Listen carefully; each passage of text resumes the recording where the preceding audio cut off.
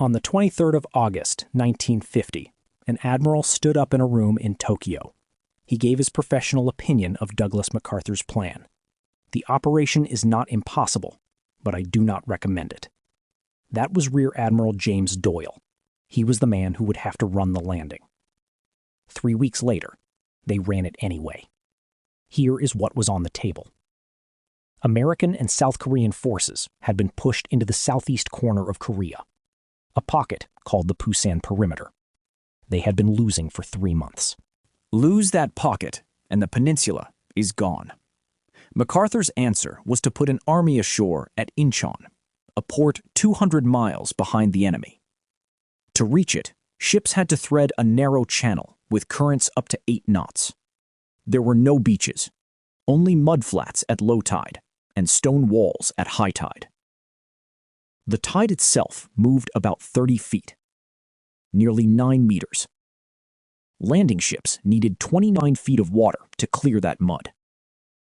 It happened once a month, for 3 or 4 days.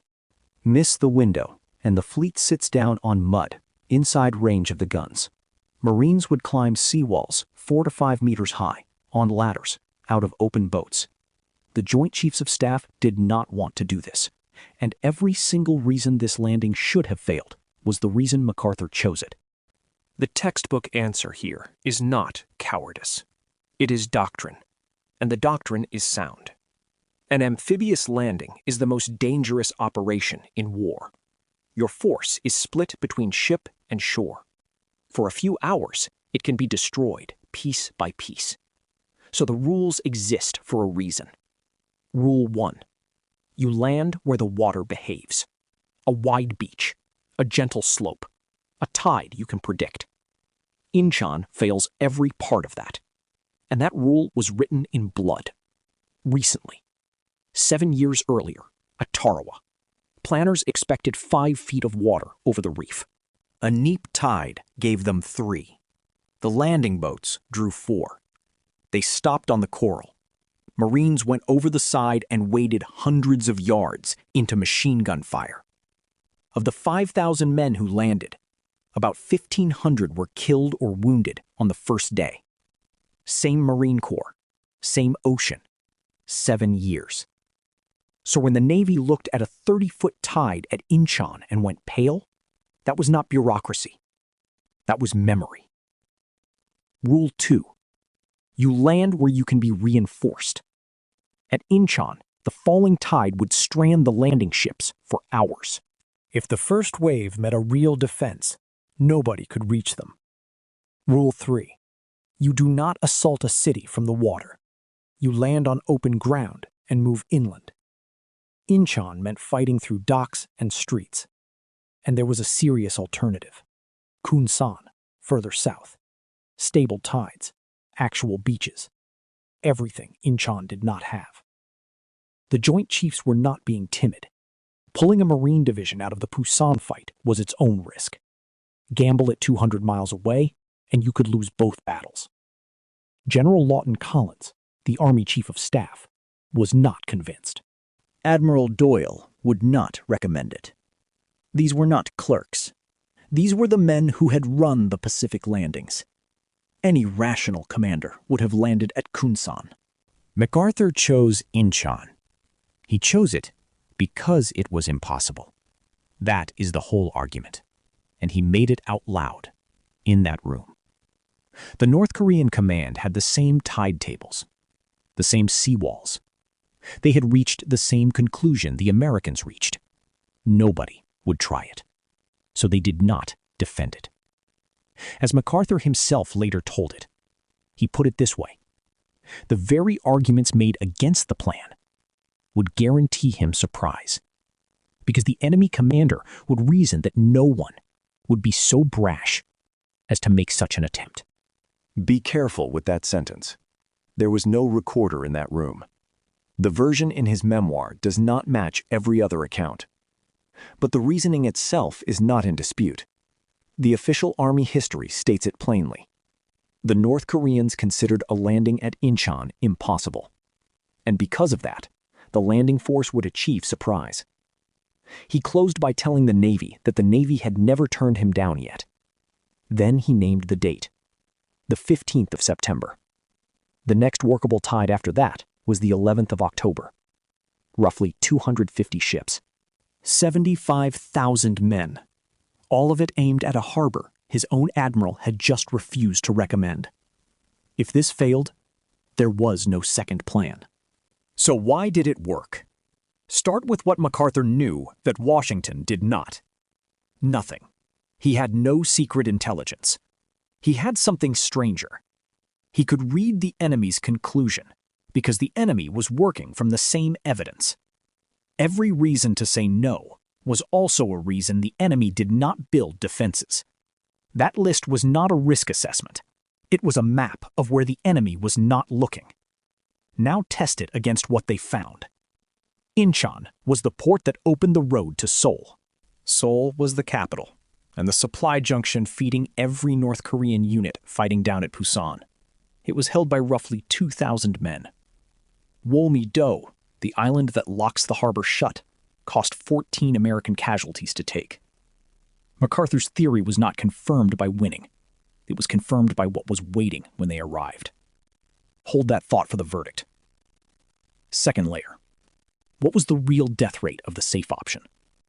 The safe landing at Kunsan put troops on a good beach far from anything that mattered. It did not cut the supply line.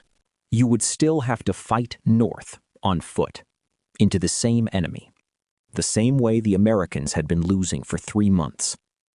And the alternative to landing at all was to keep pushing out of Pusan.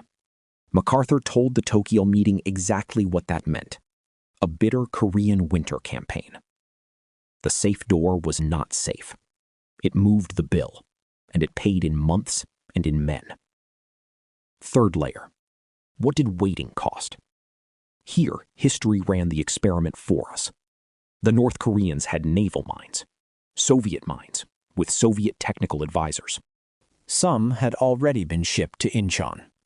By the 15th of September, they had not systematically laid them.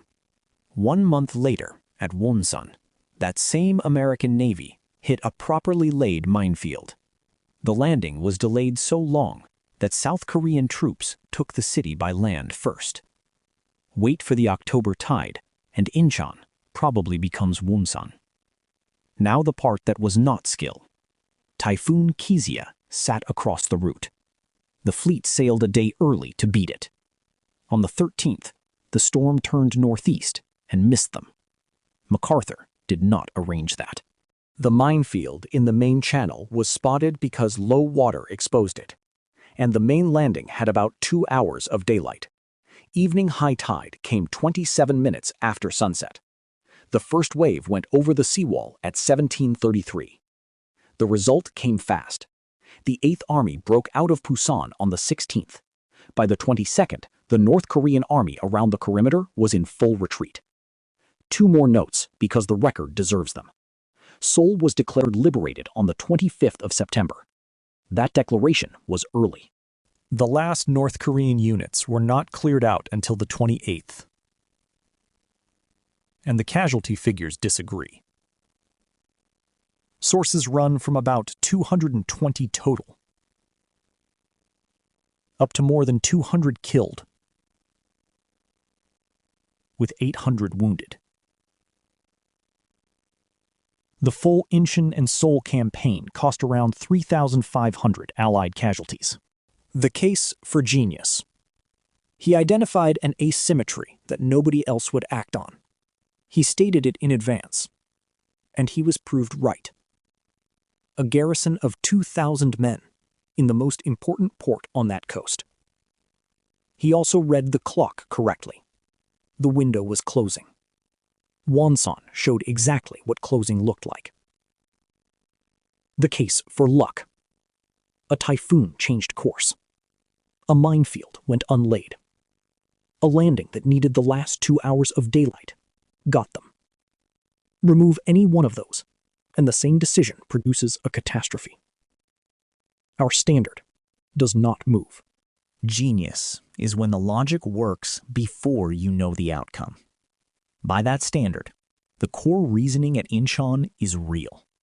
It was correct, it was stated in advance, and it was verified on arrival, not in hindsight. But a plan is not only its reasoning, it is also its margin. And MacArthur's margin was held by the weather, by an enemy's unfinished work, and by 27 minutes of sunlight. The professional who had to execute it told him the truth. Not impossible. Not recommended. That was an accurate description of the odds. And it was still accurate on the day. The verdict is educated gamble. He was right about the enemy. He was lucky about everything else.